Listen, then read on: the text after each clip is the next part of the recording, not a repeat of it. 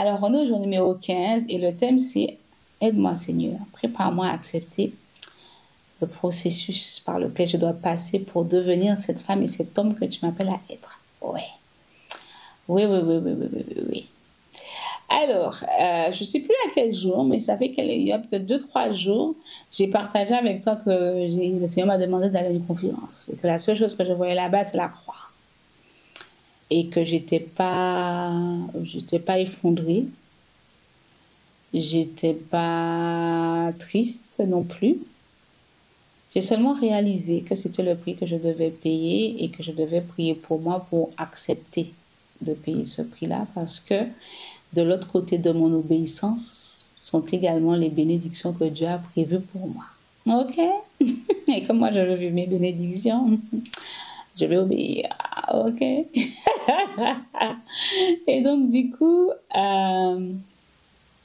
une des choses que j'ai réalisé également, en fait, c'est que tu aurais dit ça à la Mehdi il y a 10 ans, au début de Femme Esprit, jamais, jamais, jamais, jamais. C'était un magazine au début, Femme Esprit.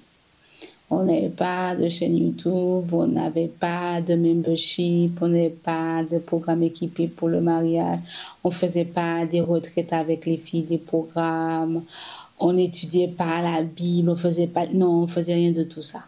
Moi, quand Dieu m'a dit de commencer, c'était le magazine pour répondre aux questions les plus secrètes des femmes qu'elles n'osent pas poser à l'église, qu'elles n'osent pas poser à leurs amis, mais qu'elles vont demander à Google. Mais Google n'est pas chrétien. C'est comme ça, en fait, que j'ai commencé. J'ai dit, et même à l'époque, j'ai dit, Seigneur, mais pourquoi tu ne prends pas un couple chrétien pour faire ça? Ce serait bien, non? Un pasteur et son épouse m'a dit non. C'est toi qui vas le faire. Donc, c'est comme ça que j'ai commencé. Donc, quand j'ai commencé, j'étais pas du tout dans les histoires de combat spirituel. Pour qui que ce soit en dehors de moi. Et une des choses qui a caractérisé cette conférence, c'est qu'on a beaucoup prié pour les femmes de la communauté. Beaucoup. Beaucoup. On a vu des femmes qui sont enchaînées, on a vu des femmes qui sont oppressées spirituellement, on a vu des femmes dont l'ennemi manipule leur destinée avec leur raisonnement. On a vu en fait beaucoup de choses et c'est triste en fait, parce qu'elles s'en rendent pas compte. Hein. Elles s'en rendent pas compte. Des fois, je discute avec des femmes de ce qu'elles traversent. Je pose 2, 3 questions. Il y en a qui sont vraiment dans des situations où elles sont traumatisées, hein, avec des comportements de post-traumatiques en fait dans leur vie. Mais elles se rendent pas compte. Elles se rendent pas compte. Elles survivent comme ça. Sans se rendre compte en fait qu'elles sont vraiment en train de vivre des choses compliquées. Et en fait, moi, la Mehdi il y a 10 ans, j'aurais dit non, moi je connais les chrétiens, tu fais un truc, ils critiquent. Tu fais pas, ils critiquent. En plus, bon, pour qu'ils fassent des dons, on n'est pas dans un pays anglophone, donc je bénis Dieu pour celle. Si tu as fait un don, que Dieu te bénisse, si tu le rends au centre. Mais par rapport à ce que le Seigneur me dit, c'est pas ce que je vois. Et donc, du coup, je sais en fait que je savais déjà à l'époque que, voilà, je veux bien faire le magazine et tout, mais je ne veux pas m'engager plus en fait pour être attaquée à la place des gens. Et une des choses qui a caractérisé la préparation spirituelle de la conférence, en fait, c'est les attaques. Et ce n'est pas des petites attaques. Quoi. Moi, j'ai subi une attaque spirituelle, j'ai cru que j'allais mourir. Enfin, l'objectif, c'était que je meure. Quoi. On m'aurait trouvé morte chez moi.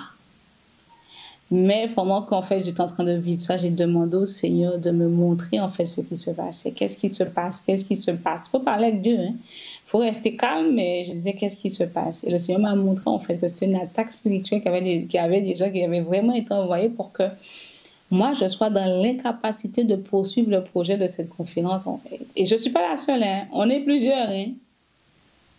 On est plusieurs. Surtout notre santé, là. Ah.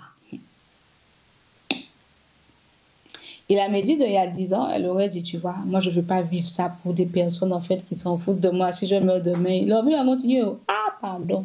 Non, Seigneur, je ne veux pas. Je veux mon mari, mes enfants, ma famille, ok. Mais tout le reste, là, non. Mais 10 ans plus tard, parce que j'ai accepté le processus de préparation, je suis concernée par ta vie. J'accepte, quand je vois que je suis attaquée comme ça, je dis en tout cas, Dieu est vivant, ils ne m'ont pas eu. Et je continue de prier pour toi qui est enchaîné, qui ne le voit pas. On continue de prier pour toi, pour celle qui est attaquée dans tes pensées, qui ne voit rien. On continue de prier pour celles qui sont pressées, qui ne voient rien, etc., etc., etc. Tu vois? Donc, du coup, il a fallu un processus que Dieu me montre, qui développe ma compassion. Pourtant, j'ai de l'empathie à la base, hein. Mais l'empathie pour tout le nombre de femmes qui parlaient, c'était beaucoup. Donc, le processus a permis que je sois encore plus compatissante et que je comprenne les enjeux. Et que je comprenne que finalement, quand tu es aveuglé, quand tu ne vois pas ton état, c'est pas de ta faute en fait. C'est pas de ta faute. Si Dieu te parle et que tu obéis pas et tu raisonnes et que tu réalises pas que tu es en train d'être attaqué dans tes pensées, dans tes raisonnements, mais tu réalises pas. C'est pas de ta faute.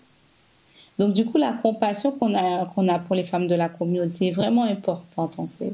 Mais ça, il a fallu un processus pour que Dieu puisse susciter, pas seulement moi, mais toutes les femmes de la team et même des fois celles qui sont dans les programmes pour prier pour vous soutenir dans la prière, même si on ne connaît pas vos prénoms. Et toi aussi, tu as un appel sur ta vie pour lequel tu as besoin de préparation et tu as besoin d'accepter le processus par lequel le Seigneur va te faire passer, même si ce n'est pas facile. Donc aujourd'hui, on va prier. Parce que pendant la conférence, tu vas recevoir des directives précises. Parce que tu ne vas pas sortir de là pour...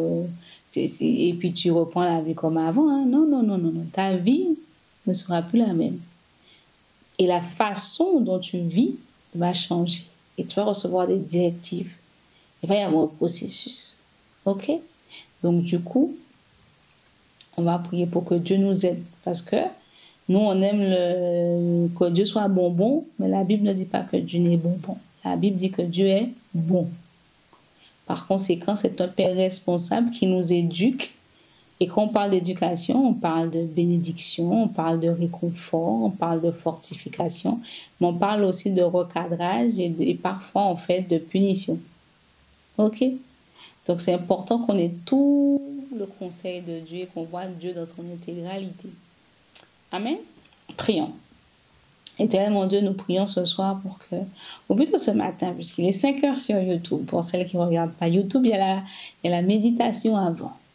Mais Seigneur mon Dieu, merci de nous rappeler que la version que nous sommes actuellement, ce n'est pas la version qui va bénéficier de tout ce que tu nous as promis. On a besoin de passer par un processus. On a besoin d'être transformé. On a besoin de grandir en toi, de grandir avec toi, mais également d'acquérir des compétences dépendamment de ce à quoi tu nous appelles. Et nous prions, Éternel de Tout-Puissant, que tu nous aides.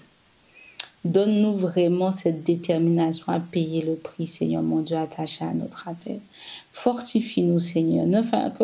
Que vraiment on ne se retrouve pas, Seigneur mon Dieu, à refuser le processus, à rechigner, à ralentir, à traîner des pieds. Donne-nous vraiment cette conscience que de l'autre côté du processus, c'est là que se trouvent les bénédictions que tu as prévues pour nous, les promesses que tu nous as faites en fait. C'est pas quelque chose qu'on va avoir sans qu'on accepte que tu mettes ton mot et ta patte sur nos vies. C'est pas quelque chose qui va arriver si on n'accepte pas d'être le vase que tu vas former comme tu veux. On a besoin de se soumettre à toi et de se soumettre au processus par lequel tu veux nous faire passer pour que nous puissions devenir ces femmes et ces hommes que tu nous appelles à être. Seigneur mon Dieu, aide-nous dans le processus, dans la difficulté, à demander, Seigneur, est-ce que c'est une attaque? Est-ce que je suis en train de m'enseigner? Et quand tu dis, je suis en train de t'enseigner, Seigneur mon Dieu, qu'on puisse accepter l'enseignement dans la douleur, l'enseignement dans la difficulté, parce que c'est ce qui va nous préserver demain et nous permettre d'aller plus haut et plus loin que beaucoup de membres de notre famille et de ceux qui nous entourent. Donc Seigneur, prépare-nous Prépare nos cœurs parce que pendant la conférence, on va recevoir des instructions, on va comprendre des choses et on va vraiment rentrer dans une nouvelle dimension par la suite. Donc, commence déjà à disposer nos cœurs de façon à ce qu'on ne perde pas de temps après la conférence, mais qu'on rentre directement dans cette dimension afin, encore une fois, de vivre tout ce que tu as prévu pour nous, sans exception. Au nom de Jésus, Amen. Amen. On se voit demain pour le jour numéro 16. À demain. Bye bye.